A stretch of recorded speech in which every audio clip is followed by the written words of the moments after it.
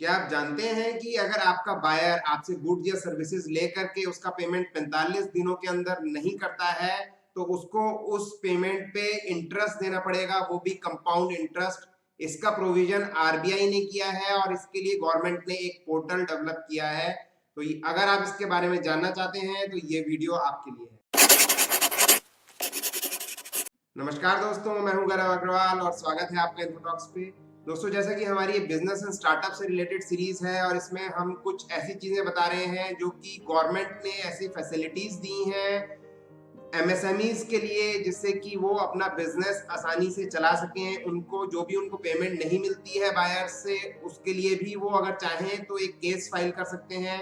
और भी इसके अलावा बहुत सारी सुविधाएं गवर्नमेंट आपको दे रही है, उससे रिलेटेड एक कंप्लीट वीडियो मैंने बनाया था। तो अगर आपने वो वीडियो अभी तक नहीं देखा तो उस वीडियो को जरूर देख लीजिए, उससे आप ये जान पाएंगे कि गवर्नमेंट क्या क्या ऐसी फैसिलिटीज दे रही है। और साथ ही में मैं आप लोगों के लिए बनाऊंगा डिटेल्ड वीडियोस, जिससे कि आप उन सब फैसिलिटीज का फायदा उठा सकें। स्टेप बाय स्टेप मैं आप लोगों को गाइड करूंगा किस तरह से आप उसको रजिस्टर कर सकते हैं और किस तरह से उस फैसिलिटी को यूज कर सकते हैं। तो आज के वीडियो में हम जानेंगे एक ऐसी फैसिलिटी जो गवर्नमेंट ने दी है। अगर आपका बायर आपके गुड्स या सर्विसेज का पेमेंट नहीं कर रहा है और 45 दिन से अधिक हो चुके हैं तो उसको कंपाउंड इंटरेस्ट पे करना पड़ेगा आपको, वो भी 3 गुना रेट से, जो कि आरबीआई ने नियुक्त की है बैंक्स के लिए। तो अगर आप जानना चाहते हैं कि ये कौन सा पोर्टल है और किस तरीके से आप इसके ऊपर वो केस फाइल कर सकते हैं, जिसको आपको सिर्फ ऑनलाइन फाइल करना है, उसके लिए आपको कहीं भी नहीं जाना, कोई भी एडवोकेट नहीं करना, तो वो सारी डिटेल्स हम इस वीडियो में जानेंगे स्टेप बाय स्टेप। बट अगर अभी तक आपने मेरा चैनल सब्सक्राइब नहीं करा तो उसको तुरंत सब्सक्राइब कर लीजिए, जिससे कि इसी तरह के काम के वीडियोस मैं आप लोगों के लिए लाता रहता हूं और आप वो कोई भी वीडियो मिस नहीं करेंगे। उसके अलावा अगर आपकी कोई क्वेरीज हैं, कोई समस्याएं हैं, तो आप मुझे कमेंट कर सकते हैं या ज्वाइन कर सकते हैं हमारा फेसबुक ग्रुप। हमारे ग्रुप के अंदर ज्वाइनिंग एब्सोल्युटली फ्री है, उसका लिंक मैं डिस्क्रिप्शन सेक्शन में दे दूंगा। आपकी कोई भी समस्या हो related to business, earning, growth, digital marketing, मैं उस हर समस्या का आपको सॉल्यूशन देने की पूरी पूरी कोशिश करूंगा। तो आइए शुरू करते हैं और देखते हैं कि ये कौन सा पोर्टल है गवर्नमेंट का और उसमें किस तरीके से हम अपना केस फाइल कर सकते हैं। मैं आपको दिखाऊंगा एक sample step by step login करके अपने ही एक रजिस्टर्ड एंटिटी के द्वारा। बट उससे पहले अगर आपने अभी तक उद्यम रजिस्ट्रेशन नहीं किया है तो वो आप करवा लीजिए, क्योंकि इसके अंदर भी आपको इस सुविधा को लेना है उससे पहले आपका उद्यम रजिस्ट्रेशन होना जरूरी है। उद्यम रजिस्ट्रेशन अगर आपको नहीं आता कि किस तरीके से करना है तो उसका भी एक वीडियो मैंने बनाया है, उसकी लिंक भी मैं डिस्क्रिप्शन सेक्शन में शेयर कर दूंगा, आप ऊपर आई बटन में भी देख सकते हैं। और पहले आप अपना उद्यम रजिस्ट्रेशन कराएं, उसके बाद आप इस वीडियो को रेफर करके उस केस को फाइल कर सकते हैं। तो आइए चलते हैं मेरे कंप्यूटर स्क्रीन पे और शुरू करते हैं। तो फ्रेंड्स, ये है एमएसएमई समाधान डिलेड पेमेंट मॉनिटरिंग सिस्टम, जैसा कि आप देख पा रहे हैं। तो इसके अंदर आज हम देखेंगे कि किस तरीके से आप रजिस्ट्रेशन कर सकते हैं, किस तरह से आप एक केस फाइल कर सकते हैं। ऑल्दो इसके लिए, जैसे मैंने आप लोगों को बताया, कि आपका उद्यम रजिस्ट्रेशन होना बहुत जरूरी है। तो अगर आपने अभी तक उद्यम रजिस्ट्रेशन नहीं कराया है तो उद्यम रजिस्ट्रेशन आप करा लीजिए, जिससे कि आप इस फैसिलिटी का फायदा उठा सकें। फ्रेंड्स, यहाँ आप देख पा रहे हैं टॉप पे ये ब्लू बटन है जिसमें लिखा है case filing for entrepreneurs and MSE units. हम सबसे पहले इस पे क्लिक करते हैं। क्लिक करने के बाद आप यहाँ चाहें तो ये राइट साइड में सारी इंस्ट्रक्शंस बता रहा है कि आपको क्या क्या चीजों की रिक्वायरमेंट है। अगर आप इस पे केस फाइल करने जा रहे हैं, आपको अपना उद्योग आधार नंबर चाहिए होगा, जिसके लिए आपको उद्यम रजिस्ट्रेशन कराना होगा, जो कि एब्सोल्युटली फ्री है और बहुत फटाफट हो जाता है।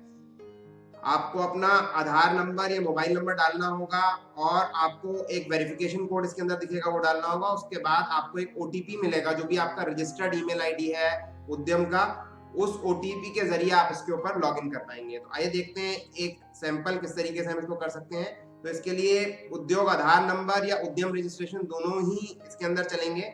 ऑल्दो दोनों सेम है, दोनों में कोई अंतर नहीं है, बट 31 मार्च 2021 तक उद्योग आधार जिनका है वो उनका उद्योग आधार चलेगा। बाद में उनको उद्यम रजिस्ट्रेशन पे स्विच करना होगा। अभी जो लोग रजिस्टर कर रहे हैं वो उद्यम के अंदर डायरेक्ट रजिस्टर हो रहे हैं।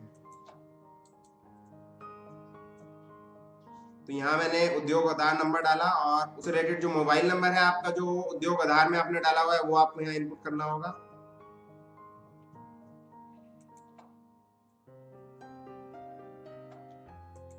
इसके बाद आप ये वेरिफिकेशन कोड यहाँ पे इनपुट करेंगे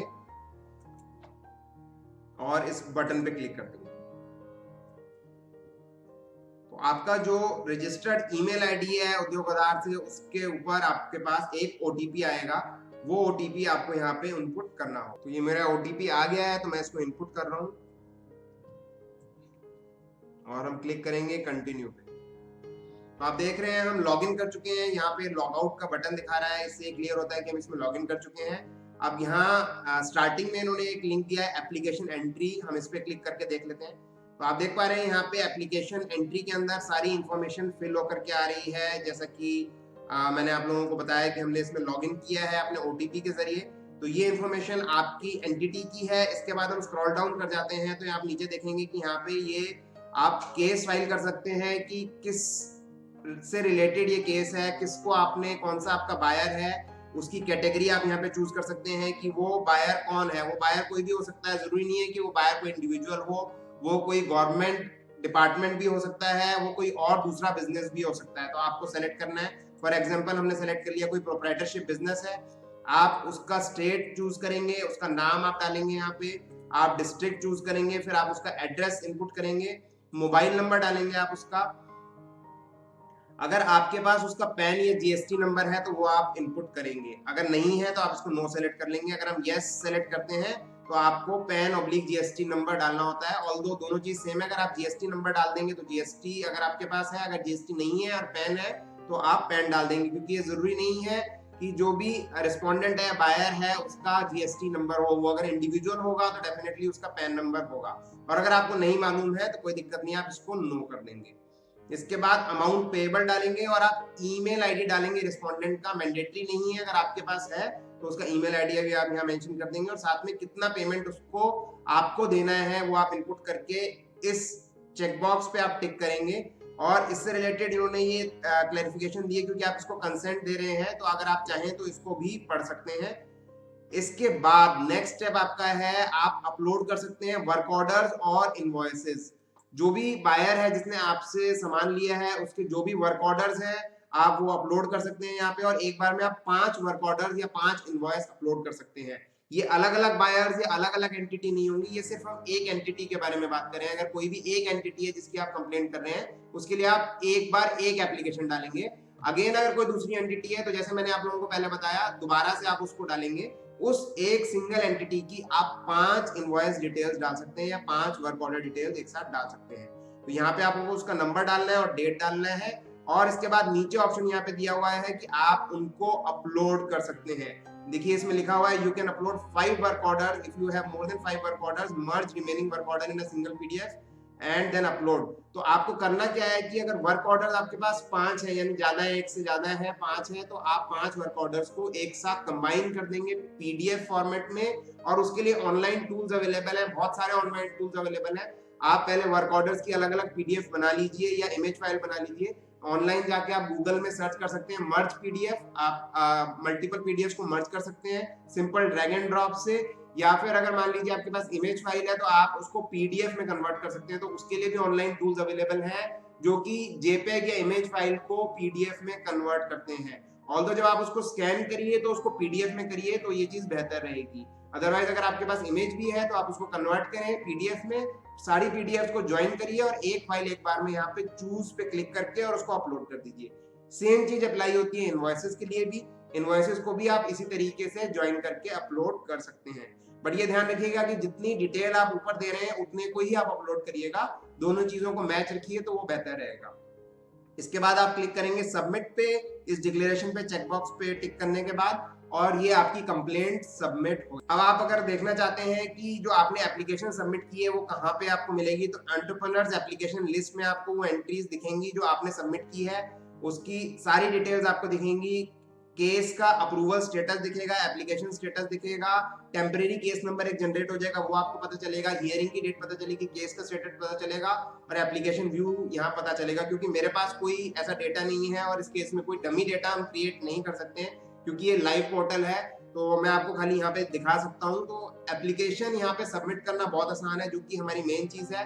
स्टेटस आपको यहाँ से मिल जाएगा। और मान लीजिए अगर पेमेंट आपको बीच में मिल जाता है, जब आपने ये यहाँ पे पोस्ट किया और उसके बाद आपको आगे हियरिंग या केस की डिटेल नहीं बढ़ी है तब भी आपको पेमेंट मिल जाता है। तो यहाँ पे आपको सारे जो भी केसेस आपने फाइल किए वो दिखेंगे, आप इनको यहाँ से सर्च भी कर सकते हैं। आप उसको सेलेक्ट करेंगे और आप पेमेंट अपडेट कर देंगे अगर उसने सारा पेमेंट कर दिया है या पार्शियल पेमेंट कर दिया है। तो ये जरूर आप करिएगा क्योंकि ये हमेशा बेहतर रहेगा, क्योंकि अगर ये केस जाएगा आगे और वो आपको बीच में पेमेंट कर चुका है और आपको बताता है वहाँ केस में कि आपने इतना पेमेंट दे दिया है उसने आपको, तो डेफिनेटली वो चीज कहीं ना कहीं आपके लिए नेगेटिव होगी। तो इसका ध्यान रखिए, अगर आपने किसी का केस यहाँ पे फाइल किया और वो बीच में पेमेंट दे रहा है तो उस पेमेंट को अपडेट कर दीजिए। बेशक अगर वो पार्शियल पेमेंट दे रहा है, पूरा पेमेंट नहीं दे रहा है तो भी, क्योंकि उसको इंटरेस्ट और पेनल्टी देनी है उस चीज पे, तो पेनल्टी और इंटरेस्ट उसकी उसी चीज पे लगेगी जो पेमेंट वो उसने आपको नहीं किया है। जो पेमेंट वो आपको कर चुका है उस पे वो कोई भी इंटरेस्ट पेएबल उसको नहीं होगा। इसके अलावा आप update pan and GST number भी कर सकते हैं। अगर मान लीजिए उसका पैन और जीएसटी नंबर आपको उस समय नहीं पता था, जिस समय पे आपने कंप्लेंट फाइल की, बाद में आपको पता चल जाता है, तो वहां आप ये आकर के यहाँ पे अपडेट कर सकते हैं, क्योंकि वो बेहतर रहता है। जो भी अथॉरिटीज इसको केस को पीछे जांचेंगी देखेंगी, उनके लिए अगर उनको ज्यादा से ज्यादा इन्फॉर्मेशन आप प्रोवाइड करा पाए तो वो उसके अकॉर्डिंगली उस बायर को कांटेक्ट करके और उसको उसके लिए कॉल कर सकती हैं, उसको उसके ऊपर पेनल्टी एक दे सकती हैं, जिससे कि वो आपका पेमेंट करे और साथ ही में इंटरेस्ट भी दे। तो इस तरीके से आपने देखा कितना आसान है, आप एक केस फाइल कर सकते हैं अगर कोई आपका पेमेंट नहीं कर रहा। तो उसके लिए मैं पहले आपको सजेस्ट ये करूंगा कि आप डायरेक्टली केस मत फाइल करिए। अगर ऐसा कोई केस आता है तो पहले आप उसको ये बताइए, उसको इन्फॉर्म करिए किसी भी जरिए से, व्हाट्सएप से, ईमेल से, कि इस तरह का गवर्नमेंट का एक प्रोविजन है और अगर वो पेमेंट नहीं करता है तो वहां पे आप उसका केस फाइल कर देंगे। मुझे उम्मीद है कि आपका पेमेंट बिना केस फाइल करे ही आ जाएगा। और फिर भी अगर वो ऐसा नहीं करता है, वो इस चीज को सीरियसली नहीं लेता है, तो आप यहाँ आके अपना केस फाइल कर सकते हैं। एक बार आपको इसके अंदर जो चीजें करनी है आपने कर ली, जो भी आपको ट्रांजेक्शन्स करनी है, एप्लीकेशन की एंट्री करनी है, स्टेटस अपडेट करना है, उसके बाद आप इसको यहाँ से लॉग आउट कर सकते हैं। फ्रेंड्स, ये तो था केस फाइल करना। सिमिलरली आप खाली अगर स्टेटस चेक करना चाहते हैं तो यहाँ चेक केस स्टेटस पे आप आ जाएंगे। अगेन यहाँ पे आप उद्योग आधार नंबर अपना डालेंगे या एप्लीकेशन और केस नंबर डालेंगे, क्योंकि जब भी आप एक केस बनाएंगे तो आपके पास एक केस नंबर आ जाएगा और आपके पास यहाँ पे आपको नीचे दिख रहा है एक वेरिफिकेशन कोड दिख रहा है, वेरिफिकेशन कोड डालेंगे और आप लॉगिन कर जाएंगे। इसके बाद आप सेम प्लेस पे आ जाएंगे, आप उसका स्टेटस चेक कर सकते हैं। तो इस तरीके से अगर आपको खाली स्टेटस चेक करना है तो आप इस ग्रीन बटन का यूज कर सकते हैं। अगर आपको कोई कंप्लेंट फाइल करनी है तो आप इस ब्लू बटन के जरिए इसको कर सकते हैं। फ्रेंड्स, आपने देखा कितना अच्छा इजी पोर्टल गवर्नमेंट ने बनाया है एमएसएमईज की सुविधा के लिए, जिससे कि उनको कोई भी बायर ऐसा ना हो, चाहे वो गवर्नमेंट डिपार्टमेंट ही क्यों ना हो, जो उसका पेमेंट नहीं कर रहा। अगर ऐसा कभी भी होता है तो आप, जैसे मैंने आप लोगों को बताया, उस तरह से करिए जिससे कि आपका पेमेंट टाइम से आए।